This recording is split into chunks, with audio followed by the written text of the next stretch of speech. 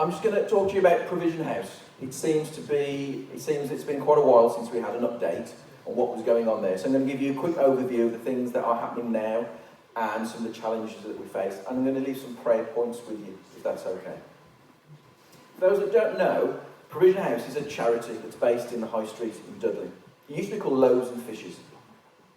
In fact, it still is called Loaves and Fishes, but we are changing the name sometime in the next month. Probably by the 1st of March, we will be officially known as Provision House rather than Loaves and Fishes. And we feel that we're at a time right now that is really significant. Yeah. Really significant. Yeah. It seems, I won't call it a crossroads, but it's a place that we've got to, and then the next step is really important. So I'm going to tell you why, if that's okay this morning. We've got a number of departments that I'm going to tell you about, and then I'm going to read a letter that I wrote to the staff, because that explains things really well.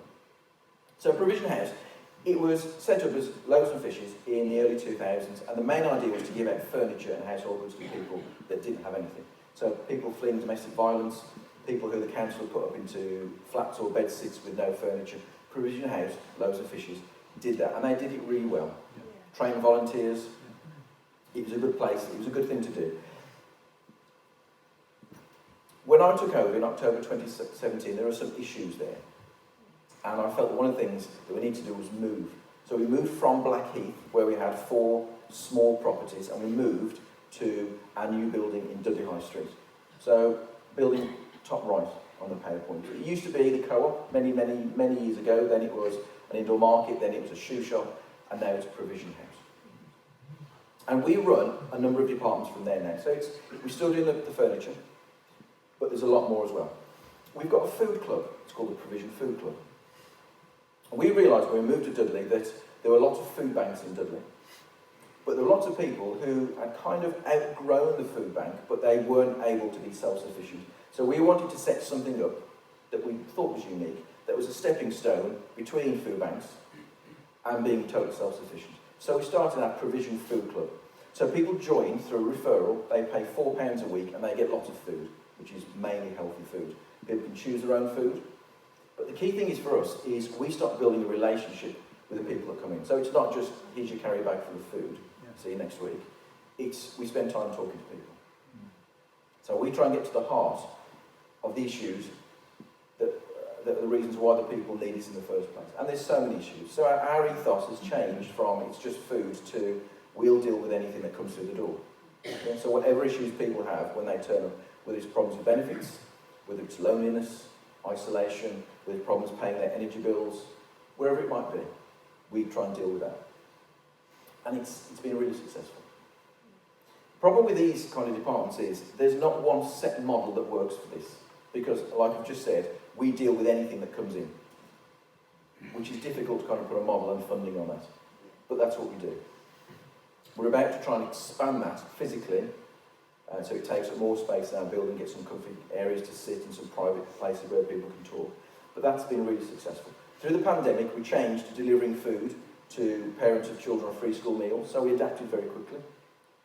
But one of the major areas of growth is going to be our food club over the next 12 months. It's going to form part of our support department. So it's not just going to be food, it's going to be various types of counselling, debt counselling, relationship advice, that kind of thing. So that it's going to be an area that's going to grow, because we know the issues facing our locality and our nation. People are going to be in trouble. Energy bills are going up, people are going to be in trouble. So this department is going to expand. We've also got a new training department. We used to train volunteers, and the training would just be, come and work in our shop, come and work in our warehouse, come and work in the office. But we felt that wasn't quite good enough. We wanted to offer some official but bespoke training. So we've got a guy now called Dinesh Patel, and he used to work for Halzone College, he now works for us, and he set up a training department. That opened in November, and we have cohorts of around 10 people at a time, adult training, and then also some needs. And we do classroom training in the morning, basic skills, IT skills, and vocational skills. And in the afternoon, the people go and work in our building. So we've got the training in the morning and the work experience in the afternoon. And again, that's becoming really successful. A lot of people want to come. There's lots of challenges, as you can imagine. But again, the training department is going to be something that's going to grow and expand a lot over the next 12 months. There's lots of organisations out there that train people. Many of them, not all of them, many of them go through a process that is simply, it seems like a tick box exercise. You get people in, you get a fee, you get rid of them, and you wait for the next lot. And it doesn't actually help anybody. It doesn't actually do anybody any good. So what we want to do is create things that really make a difference for people. So it's not just a tick box thing. It's not just to get funding in, because we don't yet. We want to make a difference to people. And so while they experience our training and our work experience, they also experience what Provision House is all about. Yeah, which is not just gaining skills and gaining experience, it's that wider thing. Interestingly, we were approached just before Christmas by Invictus Trust, who have got, I think, half a dozen high schools, including one, and a primary school now. They've opened something called, Revive, in Top Church in Dudley, which is just over the road from us. And it's called an additional provision unit. And they wanted to know if we'd be interested in partnering with them as well. Now, first of all, the amazing thing was they approached us. And this is happening a lot at the moment. People are approaching us rather than us going out and finding partners, which is exciting. And so we've agreed to do this. So every Wednesday we have up to 15 kids from the local Invictus Trust schools who come to us. And these are children that have had various difficulties with school. So they're not the ones that, like I used to teach, like with the chair throwers. They're not chair throwers, unfortunately. But they are children that are experiencing various levels of anxiety. It could be, for example, that through the pandemic, been away from school, and they don't want to go back. A lot of our children are really scared. Whether it's because of online bullying, whether it's because of COVID type stuff, whether it's because of issues at home, wherever it might be. A lot of our kids are really scared. And so additional provision departments are being set up. And so they come to us, again, some classroom type training, but they mainly do crafts. We've built a new workshop in the basement. They do some IT stuff. At the moment they're making Valentine's things out of woodwork type stuff. But it's a really exciting project. And it's just the first step. So Invictus have said that this will run until September, and then we're going to review, and they want to do lots more, and they want a permanent base on Dudley High Street. Because they have identified that Dudley High Street is in dire need of something. And I've identified that we are well placed to bring that something to try and regenerate the place. So that's exciting. We've also got the furniture department. We still give out lots of furniture. We help around 2,000 individuals a year with furniture. The main problem at the moment is that we haven't got any, which is a problem when you're trying to give it out. So people are donating a lot less now than they used to. There's lots of reasons behind that. But again, the furniture department is now joining the training department and the food club in that it's a front door to our organisation. So whereas in the past we would give people furniture very generously, and that would be it. Now we'll help you with food or furniture or training, and then you're in to our ecosystem, as they call it these days. And we can help you in lots of different ways. So do you need food as well? Do you need advice? Do you need friendship? Do you need training? So it's another one of our front doors into our organisation. We have plans for the future. Now, up until a couple of months ago, we were putting out on social media the fact that we were about to take over the Argos building, which was the building opposite to us in the High Street. And we're going to do a repair shop in there, more training, our community department's going to move in there. The deal's more or less signed. We had all the paperwork in terms of the heads of terms. And then the landlord pulled out. So that's not happening, at least for now. The building is still empty. And we feel that the issue that happened there was the fact that the landlord is a large investment company down in London somewhere, and they just don't get it. They want a proper shop, as they called it, retail in Dudley High Street. So they're hoping to attract a major retailer to Dudley High Street. They'll be lucky.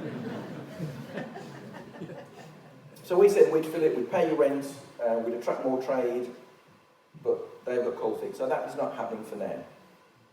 I wasn't disappointed when I found out. I was really annoyed because we put a lot of work into it. Yeah. Proposals, funding, plans, lots of things. Equally, the trustees and I and the staff felt that we'd pray this through. If it was right, the doors would continue to open. If it wasn't right, at least for now, the doors would close. So the doors closed. So that's okay. For now, that's okay. We're also trying to open a community garden. There's a derelict piece of land just behind our building on the corner of King Street and Vicar Street. And it's been derelict for at least 10 years, 12 years. There used to be a factory on there.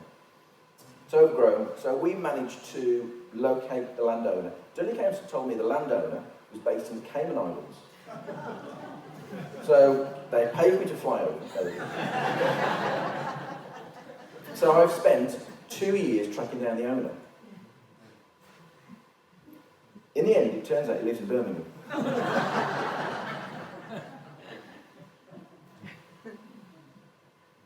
And he has said, yes, we can have this piece of land, either just have it for nothing for now, while he thinks about how to develop it, or he might want us to buy it, which that's probably what's going to happen, I feel.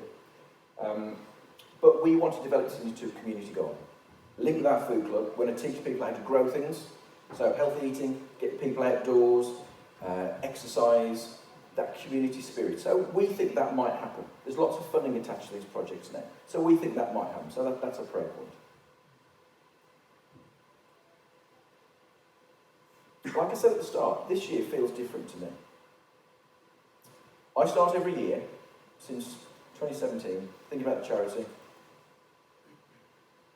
normally feeling optimistic, hopeful, excited for new projects. This year feels different. That's not to say I'm not optimistic or hopeful or excited, because I am. But this year just feels different.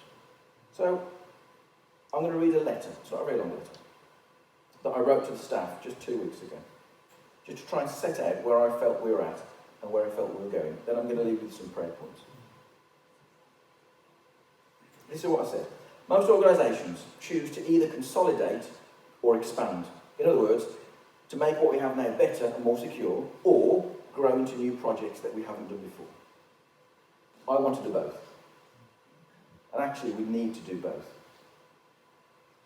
So anyone that knows the history of our organisation knows that there was rapid growth up to 2016, 2017, and then a period of some turmoil that we're not going to go into, in terms of staffing and governance and leadership.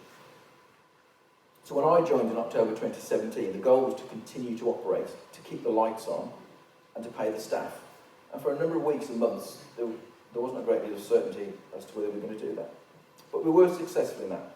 And I felt at the time it would take 3 years or so to restructure, to stabilise, create a new foundation for growth.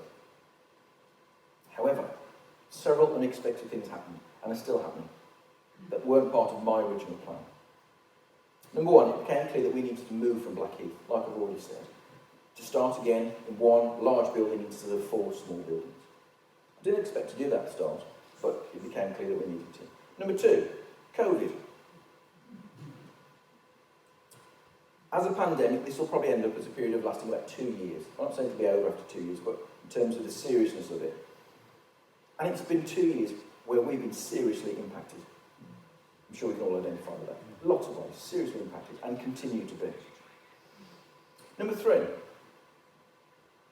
we've expanded much more quickly than I thought we would in terms of number of staff. We've doubled the number of staff in the last 18 months. We've got 14 or 15 members of paid staff now. And the number of projects that we operate has more than doubled as well. I didn't expect that to happen. So what this has meant, in simple terms, is that we've undertaken a course of rapid growth in terms of staffing, projects, updating things, completely on a basis of faith. And in that belief that the money would follow the projects. And so far, it has, fortunately. However, 2022 will be challenging. Our economic picture nationally is less certain, and there are challenges that we know about. Some significant increases in costs for employers that are going to impact us quite a lot. So we need to make sure that we're more resilient to future storms by making sure that all our policies, our reserves, cash flow are in good order. I think I'll just pause and say here, it's very easy when you're heading up a faith project to rely just on faith. But having a level of faith doesn't mean that you take your brain out and leave it somewhere. You've still got to make economic plans. You've got to be sensible. You've got to be wise. In addition, we need to make sure that our existing projects still are not forgotten and they run as efficiently as possible.